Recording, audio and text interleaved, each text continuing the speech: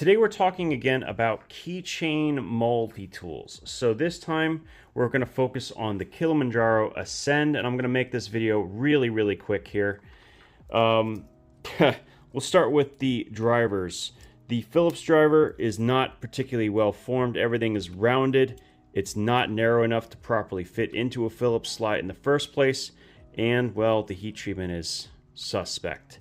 And I say that because I tried to just see how much give there was in this flathead, and there was a lot, and I actually heard a snap. I have no idea where that snap is, only that that is not good. On top of that, we have a pair of scissors here that are incredibly difficult to get out. Now, that is something that a lot of people mentioned in the comments for this product, and yes, that is true. It seems to be a very consistent thing. It seems like it'd be easy to fix too, but you know, unsurprisingly, they do not change it. Now, since we have the scissor out, let's go ahead and check it out against the paracord. The reason we're using the paracord, and we're not doing a whole bunch of different things, is this tests the extreme version of what I want it to do, right? It's going to bend the blades. It's going to require them to be sharp, so it's a very good test. So the big thing here is that there is like not a great angle, and it's an okay. Honestly, it's not terrible, but it's not great either. So by comparison, here is a Victorinox that has been well loved, and actually it's covered in goo, but you know, we'll go ahead and use it nonetheless. This is what a Victorinox 58mm scissor does to this paracord. No problem. Very easy because of good cutting geometry and good peening. So that's kind of what we're looking for. The Style PS scissor, it's okay. It does a decent job at this, but still has the same sort of problems as all the others. So I wouldn't exactly say that this is the best scissor either, compared to the ones we had. In fact, mine must be really dull, or I'm just not in my element. Let me turn it upside down. Oh, that's right. That's right.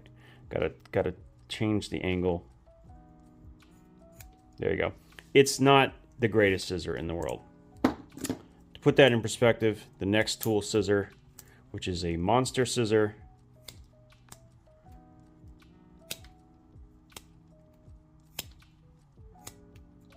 no problem.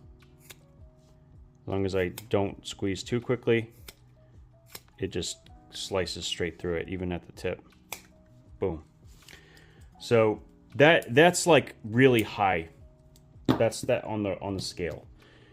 But the Kilimanjaro, the real problem I'm seeing here, quality control is immediately apparent, and I doubt very much that there's even a decent heat treatment.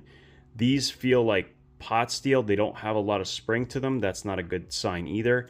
And being that these are $25, well, I would rather go with the Mini Sailor, which is upstairs, and actually I've been carrying a lot and really enjoying. Or maybe even this Nextool. A dime would probably be better than this as well. But yeah, unfortunately, even though it is a knifeless tool, and I was hoping it might be able to replace the Leatherman Style PS, this is definitely not going to be that product.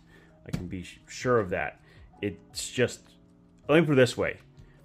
If you thought the dime could use a little bit more QC, this is way worse. And it's definitely worse than either of the two Nextool offerings. So I do not recommend this tool whatsoever. Save your money. And since we're here and I've already clearly damaged it, let's go see how much effort it's going to take to actually break this thing. All right, not too bad.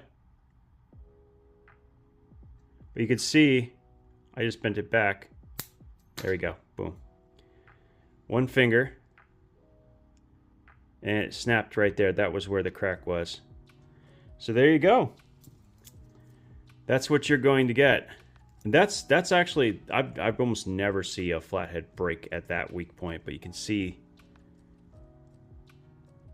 yeah, that's not something I would trust per se. So there you go. I would not recommend the Ascend in any way. Even the pliers on these, besides being really difficult to get out for some reason, They don't exude a lot of confidence either, even against the Gerber. The Gerber just feels and looks much, much better in the quality control department. Now, I don't think they're basically the same from a thickness perspective. I don't think you're going to have too much of a difference in capability, but the quality control on the dime, believe it or not, is significantly better. So I would rather spend the extra $5 to get the dime, or I would go to 23 for the mini sailor, which I reviewed last time, or maybe this Nextool. I have already done a review of this one, did a review of the dime. Needless to say, I would stay away from this one.